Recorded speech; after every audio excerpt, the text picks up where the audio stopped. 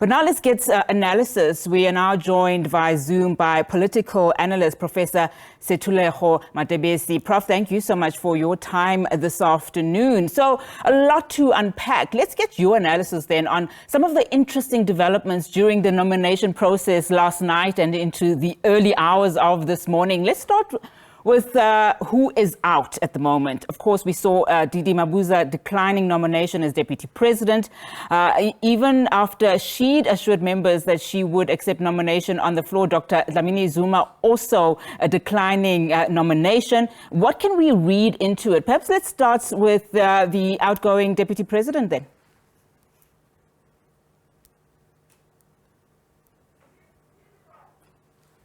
Prof, if you can put if you can unmute yourself. Hi, good afternoon, Unati, and to the viewers. I strongly believe that it's unprecedented. For the very first time, the African National Congress will not have that transition from a deputy president position to the presidency. And perhaps for many within the African National Congress, it's the chickens coming home to roost for Didi Mabuza. We all know what happened. Many blamed him for the outcome of the 2017 elective conference in 2017.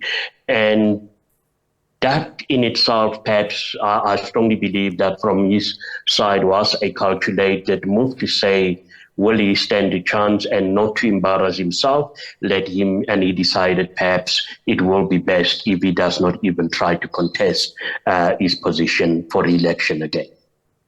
And your thoughts on Dr. Nkosazana Dlamini Zuma also declining nomination? No, it was expected. I mean, once you have not been nominated by the branches, and I've heard what your previous guests have stated, irrespective of the ongoing, canvassing, campaigning and all that, we've even seen with the confusion amongst the Limpopo province in terms of who are their preferred candidate.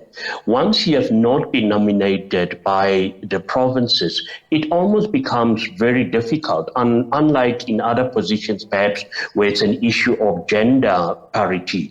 But with Nkosazana Zuma, it is the same as Lindiwe Sisulu, very vocal, very critical against the president. And I think that worked against her, where many would have asked that if this is a kind of leader who have aspirations to lead their organization, is that the right way to criticize the incumbent president? And perhaps based on the bruising battle which she lost in 2017, yet also thought that no, perhaps it will be best if she does not accept nomination.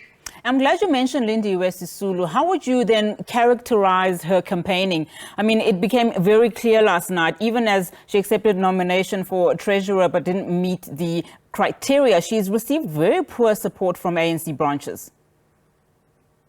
Yeah, well, I think for me, it's actually a huge embarrassment because she has been peddled as somebody who will take on the president.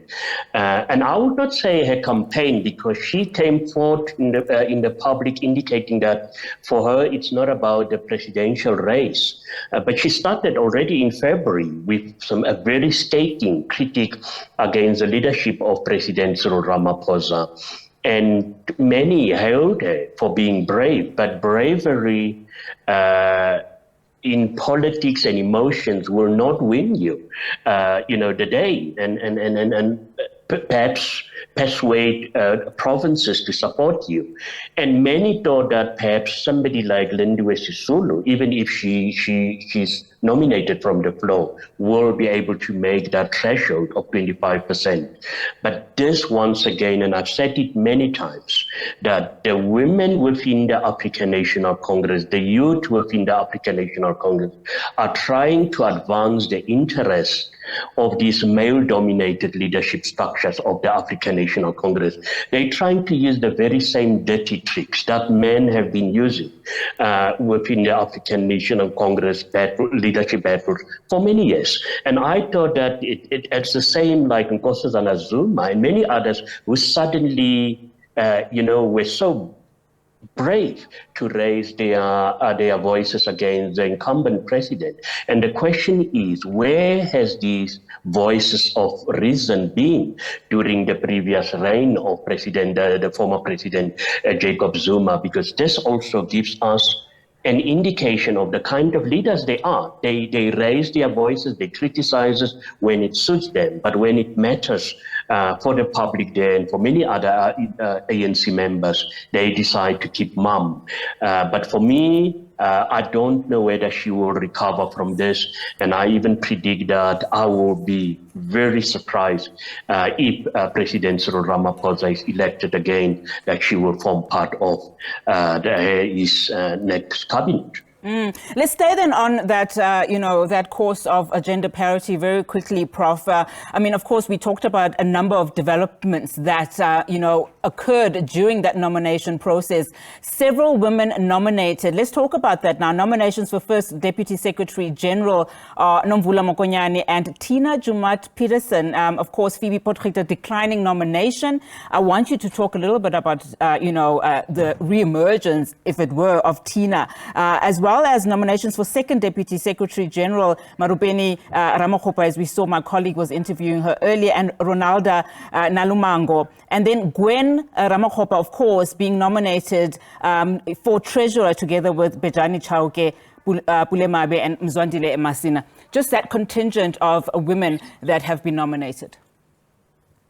Yes, I think for the very first time, as also alluded to, the ANC has a chance of having 3 of the top 7 being a woman.